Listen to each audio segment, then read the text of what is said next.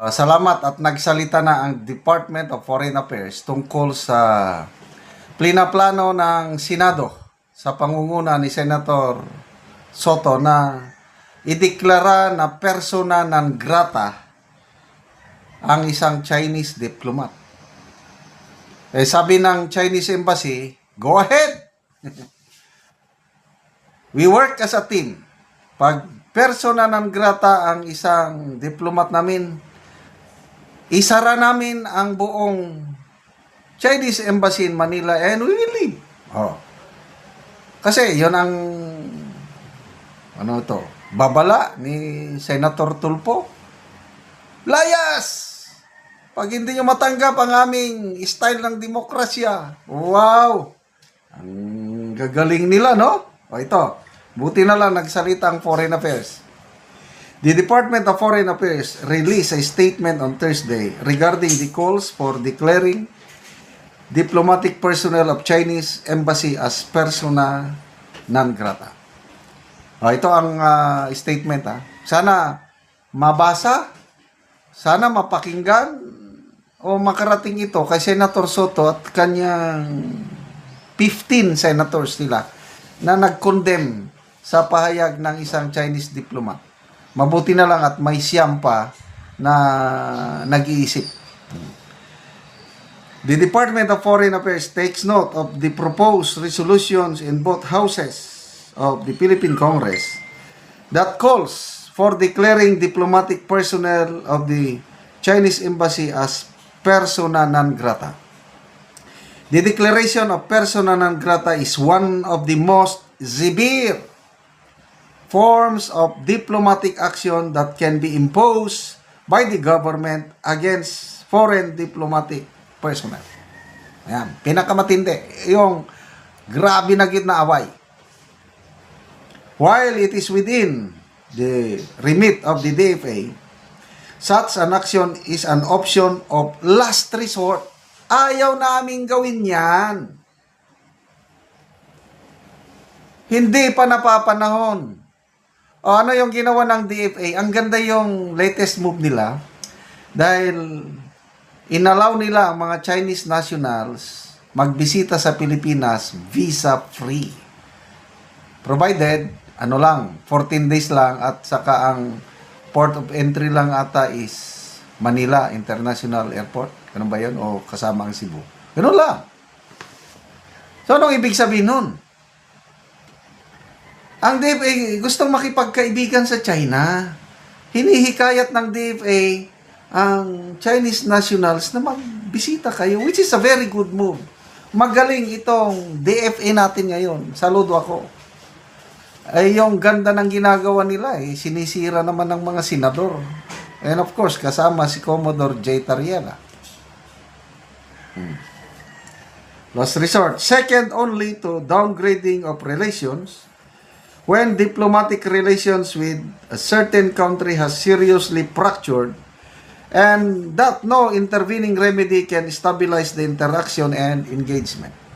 It also carries tremendous implications moving forward. Yan. Such as reciprocal action or other countermeasures in other areas, which is why it should not be made lightly. Huwag niyong baliwalain.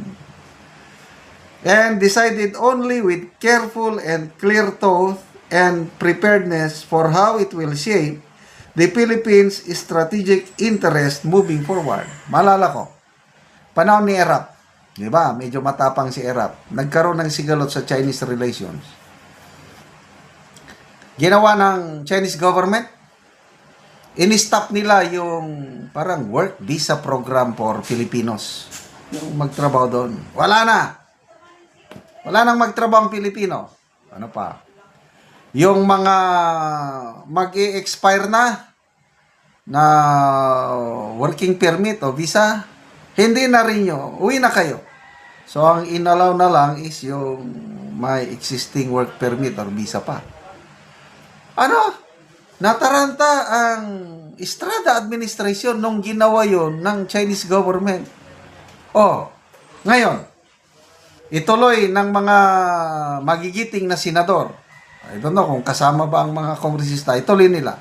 I-declare na persona non grata yung Chinese diplomat. Aalis ngayon ang buong Chinese embassy. Handa ba ang gobyerno para tulungan yung mga mapiktuhan nating OFWs? Sumagot kayo po, mga honorable senators and congressman kung kasama kayo. Anong may tutulong nyo sa mga OFWs? Kawawa na nga ang kalagayan nila doon. Walang trabaho dito. Doon sa Hong Kong, nagbakasyon kami sa Hong Kong itong December. Umiyak ako pagkita ko ng mga OFWs doon na December 25. Break nila, walang trabaho. Nandun lang sila sa walkway, nakahiga sa karton. Nagpapahinga, malayo sa pamilya. But at least may sweldo. Nakakapadala, nakakapaeskwela. O ngayon, dahil sa persona non grata na plano ninyo, mapikto ng trabaho ng mga OFWs, matutulungan nyo ba sila? Sige ka no, sumagot kayo. Ano pa? The DFA remains committed to its mandate to conduct diplomacy in an appropriate and effective manner that advances the overall national interest. Yung national interest ang tinitignan, kasama na yung OFW, kasama na yung tourism, kasama na yung trade, number one trading partner natin ng China. Iniisip ba yun ng ating mga senador? Be? Hindi yata.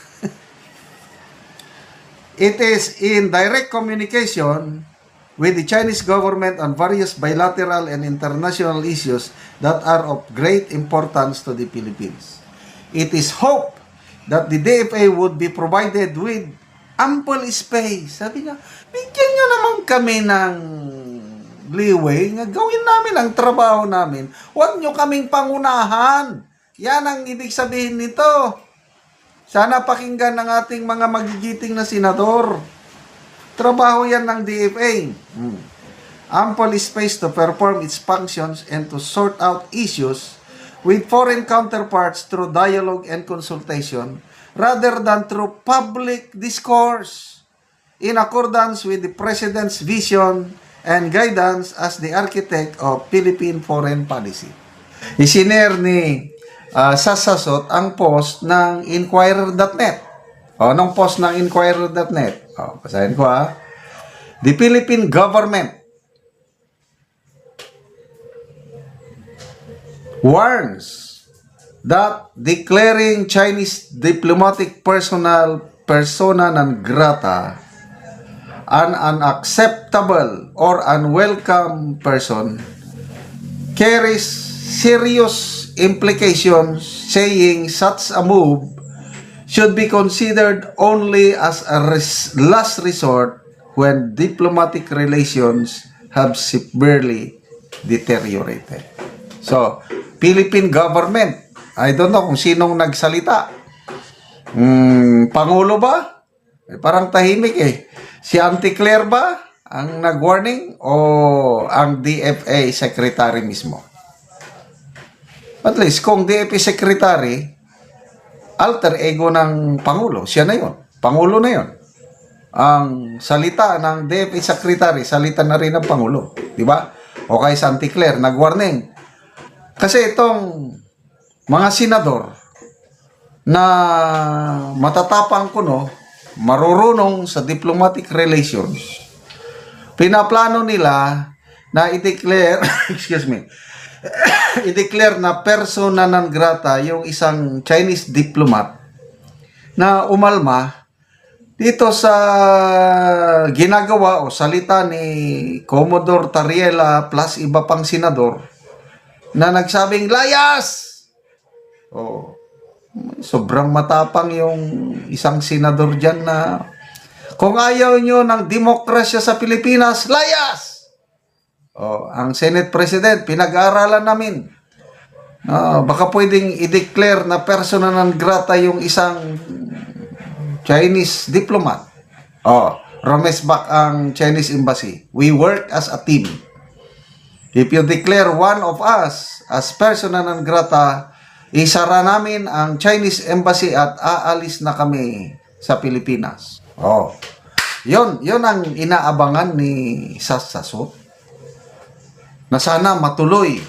Sana bilisan ng mga senador. Lalo na yung 15 senators na pumirma ng resolution condemning, binabatikos ng todo yung Chinese Embassy statements. So after condemning, gusto pa nilang i-declare persona non grata. Hinahamon sila ng Chinese Embassy, go on! Kailan nyo kami palisin? Alis na kami! O kaya, napilitang magsalita ang Philippine government either through DFA o anti-clear ba?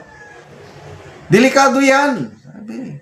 Pwedeng gawin yan, kailang last resort lang yan. Pag ginawa natin yan, may serious implication. Ano ang serious implication na gagawin ng China? Nangyari na yan noon, panahon ng ERAP administration. Ang mga OFWs natin na apektuhan. Dahil nung hindi na magandang relasyon ng ERAP administration sa Chinese government, in-stop ng Chinese government ang pagtanggap ng mga Filipino workers sa China, including Hong Kong. Stop it! So yung mga nag-expire na mga work visa o ano dyan, pauwi na. So ang naiwan na lang yung may existing visa, ganun. Gusto bang mangyari ng mga senador yung ganun?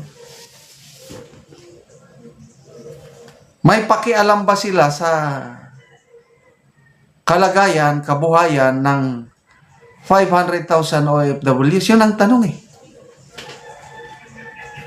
May maitutulong ba sila sa ating mga OFWs? Kawawa na nga yung mga OFWs eh. Napipilitan lang umalis ang mga yan. Alam ko yan dahil marami akong kamag-anak na OFWs.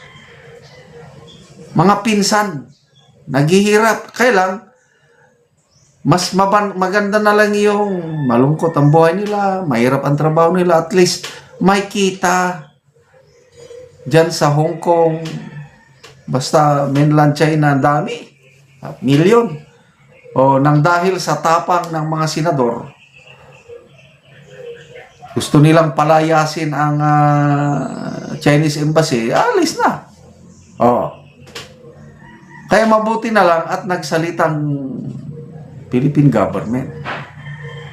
But kung gusto ng mga senador, dahil separate branch of government yan, wala ring magagawa ang Marcos Jr. administration. So ang tanong, kailan ninyo idedeklara na persona non grata ang Chinese diplomat? Hinahamon na kayo eh. Excited na si Sassasot.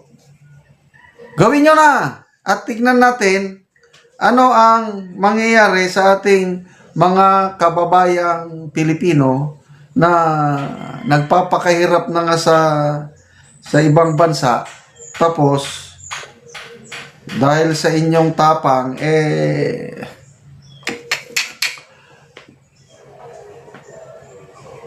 bakit naman kasi ang nagsimula itong gulo dahil sa isang Commodore J. Tariela eh. Wala namang problema yung advocacy ni Commodore Tariela na depensahan natin ang ating soberenya. Pwede yan. Huwag tayong magpatalo. Kailang konting wisdom ba? Nagsalita na ang DFA. Heads of state. Hands off kayo dyan. Treat them with respect. Ganon eh. Klaro yung sulat ni DFA Secretary Lazaro kay Senator Hontiveros. Sinulatan niya. Hands off kayo. Trabaho namin ito. Hindi kayo ang may trabaho sa foreign policy. Pangulo ang chief architect foreign policy through DFA. Trabaho namin yan. Igalang nyo ang heads of state. Ang nangyari kay Tariela is In-invoke niya ang kanyang freedom of expression, freedom of speech. Ginawa niyang katatawanan ang Chinese president, yung mukha, talagang kahit sino magrereklamo. Yun po ang punot dulo nito.